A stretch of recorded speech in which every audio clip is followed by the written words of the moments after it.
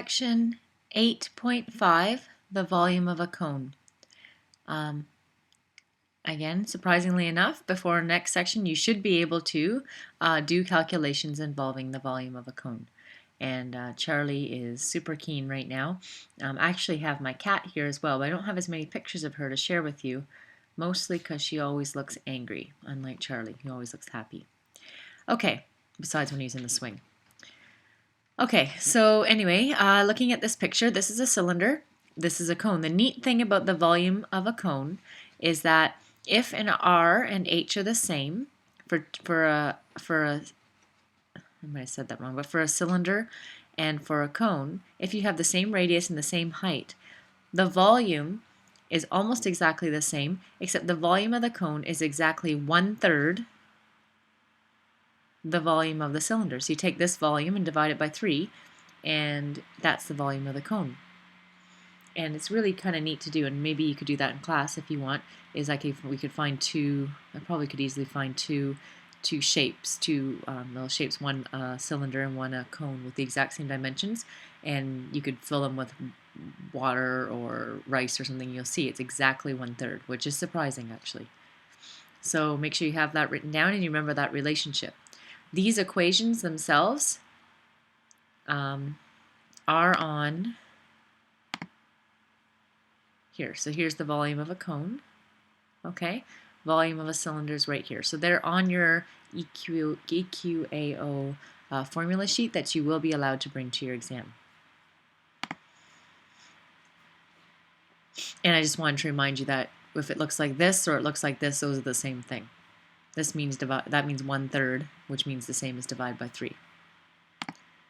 Okay, so just using that formula then.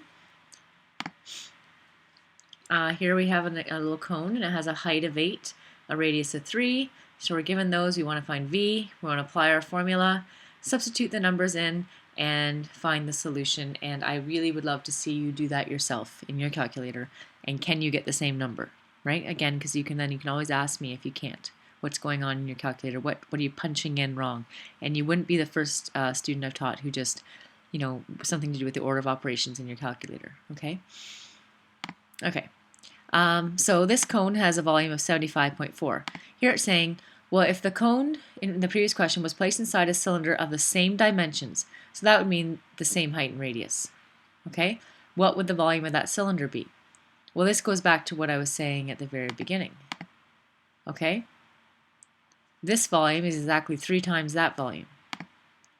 So you just go ahead, plug those in, pause this if you need to get it all written down, but that's how you do it. Remember, of course, volume has centimeters cubed as the unit. That's important. Okay. All right. So in this question, we want to find the volume of the ice cream cone, which is making me hungry. So here's our formula for volume, right? And we know our radius given to us here, and we know our slant height, interestingly enough, but we don't know the height of the cone. So imagine you can't measure it, you actually got to find the height of the cone. So you're going to use Pythagorean theorem to find h. And here, slant height is it's opposite the right angle, right? It's the hypotenuse, it's the longest one. So that means to find h, you do a subtract. You subtract 10 squared minus 3 squared, okay? Sub in the numbers, you get h squared is 191, take the square root of each side, which is what that means, and you end up with h is approximately equal to 9.5. Then you can come over to this side and sub in to this equation, and that's what all this is here, okay? Sub into this equation. Oh, obviously I made a typo there. Pretty sure that V is not 9.5. Let's figure it out. You should be doing this yourselves, but I'll put in again, I must have just made a typo. So 9 times 9.5 divided by 3 times pi, which by the way is the best order in which to do this. 89.5, that's what I got. Okay.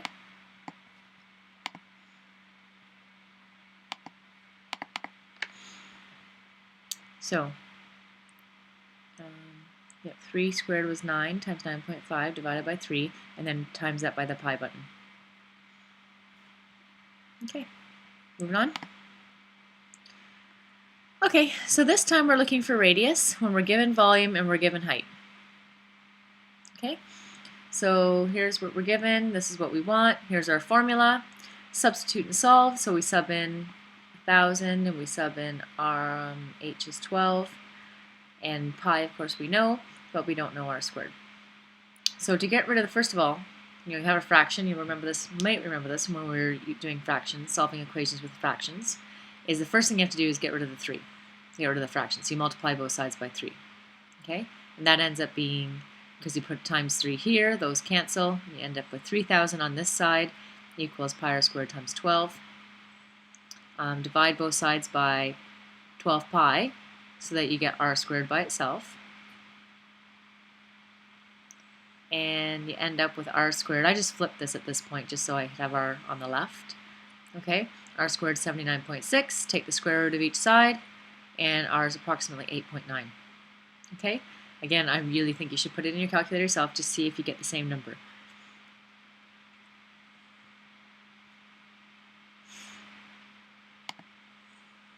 All right, this is a doozy. And yeah, this is a doozy. So imagine you've got a cube, and inside that cube, you've got a cone that just fits. You don't know the dimensions of the cube, but you do know its volume for some reason. You know it's 125 centimeters cubed. Okay? And so we want to look for the dimensions of this cone. And from our point of view, we're going to say the dimensions are the height and the radius. If someone asked you, you could always find the slant height once you know those two things. Okay? So the strategy that I would look at to solve this is to say, okay, I know the volume.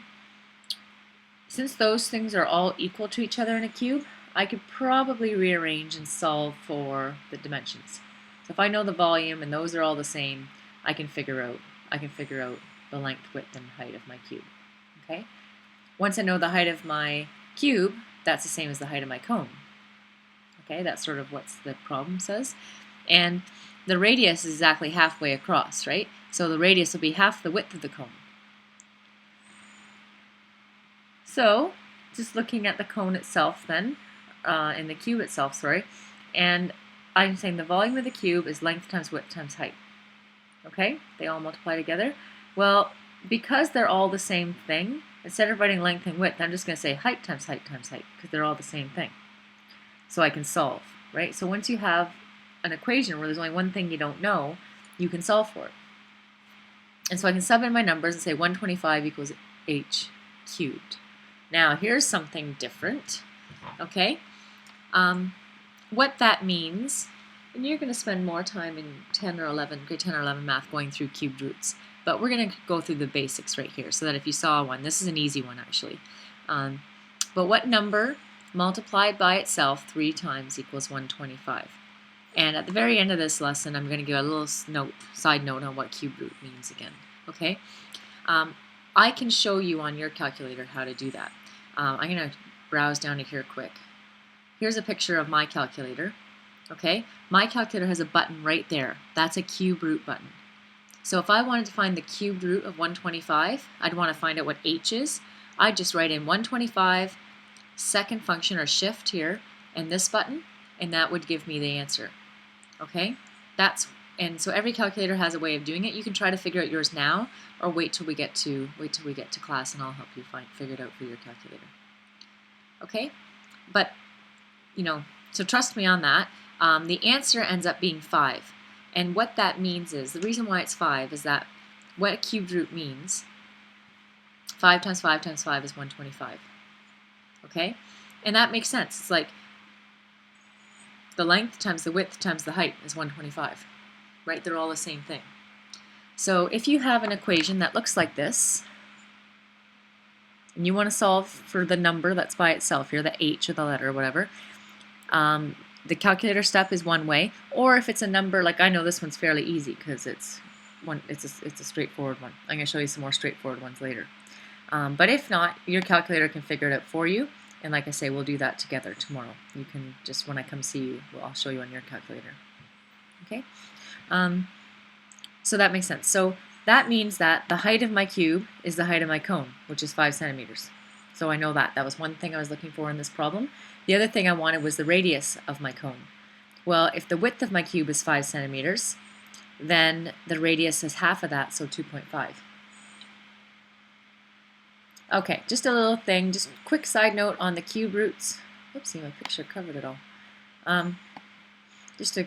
What cube roots mean.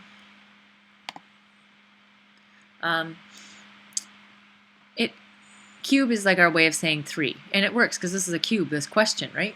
And that's exactly where the word comes from. Just like square is for area. Well, cube is for volume of a cube. So the cube root, and what it means is 2 times 2 times 2 equals 8, right? You can probably figure that in your head. Well, that means that the cube root of 8 is 2. 3 times 3 times 3 is 27, so the cube root of 27 is 3. 4 times 4 times 4 is 64, so the cube root of 64 is 4.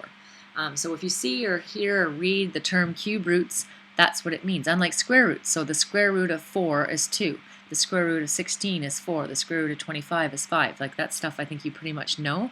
Cube roots might not be as natural for you, and there is actually a time in your math life that you'll study them with more depth. It's just not this class, okay? But in a question like that, hopefully you can figure it out. So that's it. That's our lesson on volume of cones.